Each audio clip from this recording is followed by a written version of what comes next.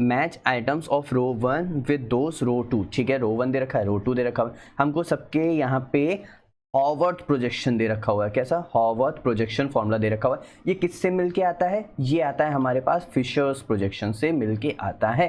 Fisher projection कैसा होता है एक पल के लिए देख लेते हैं। जैसे हमारे पास ये है हमारे पास ग्लूकोज का, तो ग्लूकोज में एल्डिहाइड होता है, 1 कार्बन 2 कार्बन 3 कार्बन 4 कार्बन और ये रहा 5 कार्बन और ये ऊपर वाला 6 कार्बन। ठीक है, अब यहाँ पे हम लोग बनाते हैं कैसे? सिर्फ ध्यान रखना है सेकंड कार्बन मतलब थर्ड कार्बन से चलो तुम ध्यान रख सकते हो। तो यहाँ पे H OH, बस खाली यहाँ पे चेंज करो OH H OH OH, यहाँ पे आएगा H, यहाँ पे आएगा H।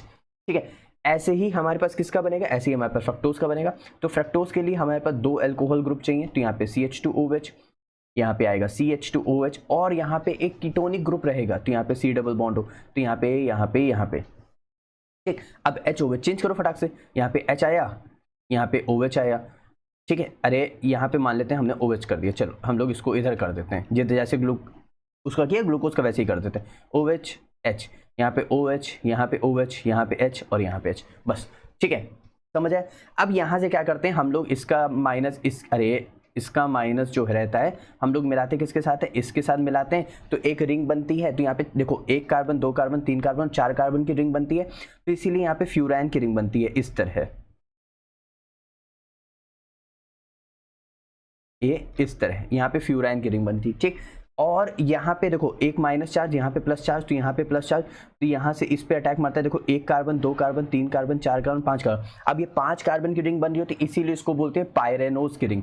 तो पायरेनोज की रिंग कैसे बनती है? जैसे मान लो आप बेंजीन बना लो, एकदम सिंपल है। बेंजीन के बाद यहाँ पे क्या करो, इसका यहाँ से हटाओ, यहाँ पे ऑक्सीजन लगा दो। देखो 1 कार्बन मतलब 1 carbon 2 carbon 3 carbon 4 carbon 5 carbon, इसी को बोलते हैं पायरेनोज की रिंग। किसकी रिंग बोलते हैं? पायरेनोज की। और यहाँ पे 2 डबल बॉन्ड होते हैं, वो पायरैन हो जाता है। ठीक है, तो अब समझ आया? तो अब देखो पायरेनोज, अब पहचानोगे कैसे, लेकिन कौन सा अल्फा है कौन सा बीटा है, इतनी बात ध्यान रखनी है। जिसमें H ऊपर होगा वो अल्फा होगा, ठीक, जिसमें H ऊपर होगा वो अल्फा होगा, और जिसमें हमारे पास क्या कहते हैं CH2 नहीं, जिसमें हमारे पास OH ऊपर होगा वो हमारे पास अल्फा होगा फ्रक्टोज का।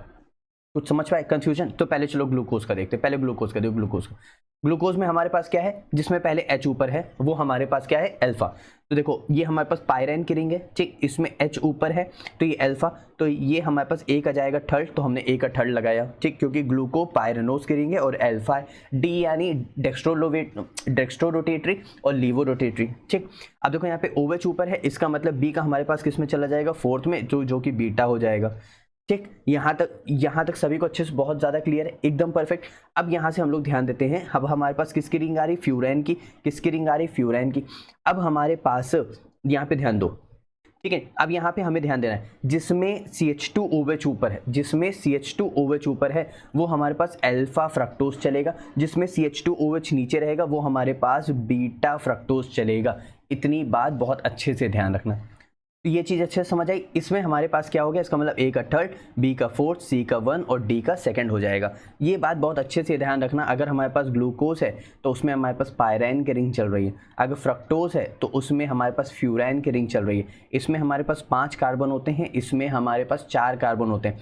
ग्लूकोज में हमारे पास H ऊपर है तो अल्फा, OH ऊपर है तो बीटा, इसमें CH2OH अगर ऊपर है तो अल्फा, CH2OH अगर नीचे है तो हमारे पास बीटा।